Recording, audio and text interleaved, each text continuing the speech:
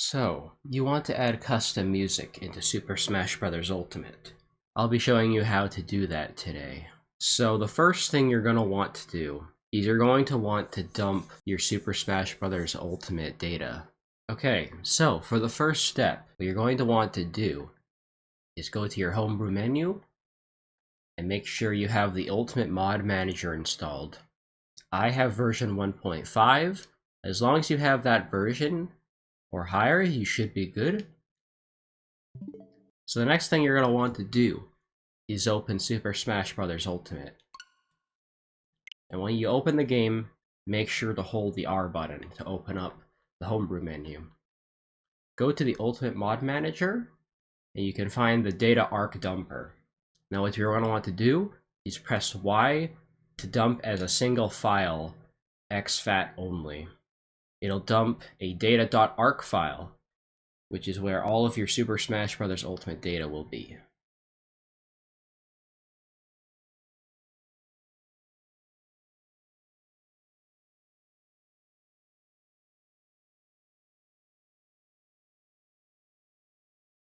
Okay, once your data.arc has been dumped, you can feel free to disconnect your Switch and plug it back into your PC. Next, locate the SD card for your Nintendo Switch.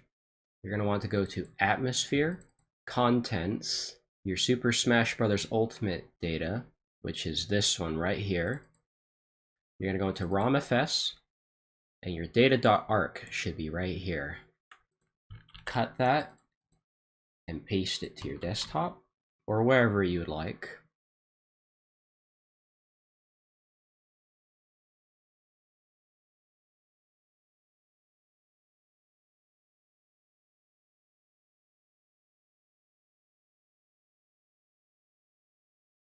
Okay, now that your data.arc is finished transferring, now what you're going to want to do is open up Arc Explorer. I personally have Arc Explorer version 1.2.0, since other versions have been kind of finicky and decided not to work. Once Arc Explorer is open, take your data.arc and open it. You'll now have access to every single file in the game. If you're willing to make other mods besides music mods, you can also decide to extract the fighter folder as well, and any other folders that you wish to edit. But for this, we're just going to be extracting the UI and the stream folder. The stream folder will contain the music for the game. The UI will contain the messages, such as the titles of the songs and the composers. So drop down the menu for the folder that you want to extract, right-click, and just extract files. However, I've already extracted these before, so I'll show you what to do next. Once you've done extracting the messages, go to Export in UI and Message. You'll have all of the MSBTs in the game, which is how you'll be editing the song titles. You can also extract all of the music in the game as well. Personally, I don't find it necessary to keep all of the NUS3 audios, but the NUS3 bank files will be important for later if you decide to adjust the volume of the songs you want to use, so keep that in mind for later. The next thing you're going to want to do is download a program called Smash Ultimate Tools. It is a bit outdated, but I personally think it still gets the job done at what you're trying to do. The main feature you're going to be using is the audio function, but you can also use the other features if you would really like to. So go into audio, and you'll now have a bunch of selections to pick from. By the way, if Smash Ultimate Tools prompts you to download .NET Framework, just do that and the program will work as normal. I know I had to do that when I downloaded this program for the first time.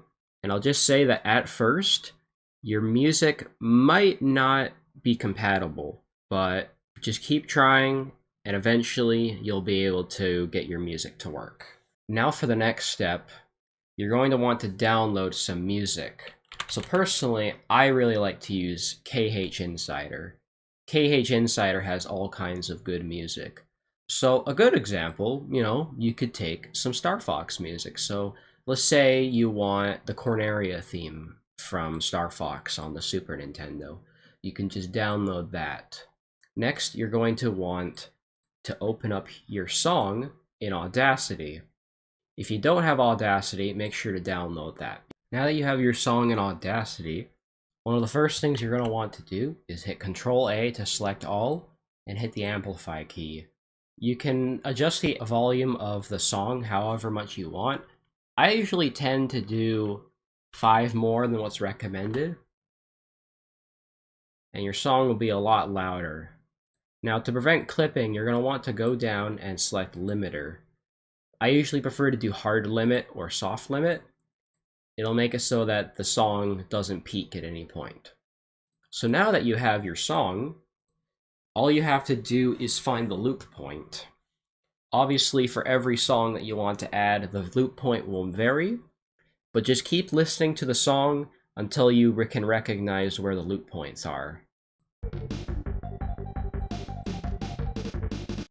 For example, the loop point for Corneria is right at this point. So what you'll want to do is go down to Labels under Edit and add Label at Section. Now you have your loop point, you're going to want to find where the loop ends.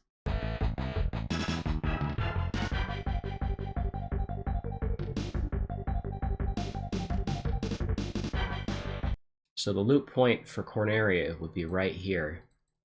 So what you want to do is find the exact point where the loop would end, zoom in. You can also hit this button right here to zoom it out, drag to the right, delete. Then what you can do is go to your label, select that, Control-C, Control-V, and there you go. You have a perfect loop for your song. So just do that for any song that you're deciding to add into Smash, and you should have no problems. What you're going to want to do now is you're going to want to export that. You're going to want to overwrite the song. This will be important because you have to use the exact song that you're going to be using for Smash Ultimate tools. So now all you have to do is select the song you want to use. Make sure it is in NUS3 audio, since that is the type of file that Smash Ultimate accepts. But you can also use other files like BRSTM, which is more for Smash 4 and Brawl, BFSTMs, which are for games like Mario Kart 8 Deluxe, and you can also have WAVE if you really want, but I don't believe Smash Ultimate recognizes waves. So, just select the series that you want to replace. For example, I'm going to be using Star Fox, and I can select the Corneria remix from Smash Ultimate, and I can replace it with the SNES version. Here's the next part that's really important. You're going to want to go to where it says Audio Position. You're going to want to select Samples. Make sure you have this selected, right? So you also want to set it to Start and End of Selection, and it'll show you the samples. Now all you have to do is, what I like to do is do this, drag, and make sure you can see the samples at the bottom. So just copy what you see in Audacity. Like that. Now, also make sure you enable looping. Sample rate, just have it set to auto detect because it might be a little janky. I wouldn't recommend using this Pi Music Looper. I tried using it once and it didn't work. And don't worry about the audio, the advanced options. You won't need to worry about those. So just hit convert. And if you have Net Framework installed properly and you are using the correct music that you're deciding to use, it'll say success. Now, there are a few things I'll want to make sure you know. If you get an error, there are many different error messages. One error message will be because you don't have the sample set correctly. And the samples will most often be wrong because you selected the wrong music file. If that is the case, just loop the song again, export and overwrite, and most of the time it should work. There is another error message that I've come across before. You'll want to make sure that your file name is something that Smash Ultimate will recognize. Make sure you only use letters and numbers because it won't recognize a lot of symbols and emojis. So if your song has like symbols or emojis in the name, just change it and get rid of them because for some reason Smash Ultimate Tools doesn't like that and it'll prompt you with an error message. So just hit download. Your file name will be based on the song that you're replacing. And there you go. You have your song replaced. But there's something that we have not done yet. What you'll need to do is you need a program called the MSBT Editor Reloaded. I personally have version 0.9.8 because later versions, for some reason, decide to stop working on me, but just pick a version that will work for you. As long as the program works correctly and doesn't give you any error messages, and as long as it opens, you'll be fine. I'm just using this version because it's working for me right now. So what you're going to want to do is open. You can find your MSG_BGM. When you extract your files, it'll most likely just be MSG_BGM. But you'll want to add plus USEN or whatever region that you're playing with. That'll make it correspond to the version of the game that you're playing. It's optional, but it can help. And I'll just let you know that if you have any other mods that come with an MSG BGM plus USEN or any other region, it'll overwrite the MSG BGM, so just watch out for that. So personally, I use this one. This is the one I've been using for my mod pack. And you'll want to find the name of the song that you're planning to overwrite. So for example, I am replacing Corneria, and there are many different versions of Corneria. So you just have to find that one. We have Corneria Star Fox Zero, Return to Corneria. Now I've already replaced Corneria, but basically, let's say this is, I think this was the Corneria that I replaced already. So it'll just be called Corneria. Rename the song to whatever you want. So find the name of the song that you're willing to replace and put in the appropriate song title. Do that for every song that you're going to replace, and just make sure to not replace the same song twice because, yeah, it'll get confusing really fast, trust me. And there you go. You have replaced a song in Smash Ultimate. The last thing you'll want to do is you're going to want to take the BGM and you're going to want to make on your SD card a folder called Ultimate with a folder called Mods, and make a folder, call it anything you want. I have one called Minus, and you'll want to make a folder called Stream semicolon, and then a folder called Sound with another folder called BGM inside. This is where all of your songs will be. Then what you want to do is just copy it and paste it into this folder. And if you're getting a prompt to replace a song, that means that you've already replaced that song in the game. So you'll have to rename it to some other song in the game, which is where it can get really confusing if you have a bajillion songs like me. You can also do the same with your UI, your message file. So your message bgm.msbt will go in UI message, which is where you'll find it right here, the MSG BGM.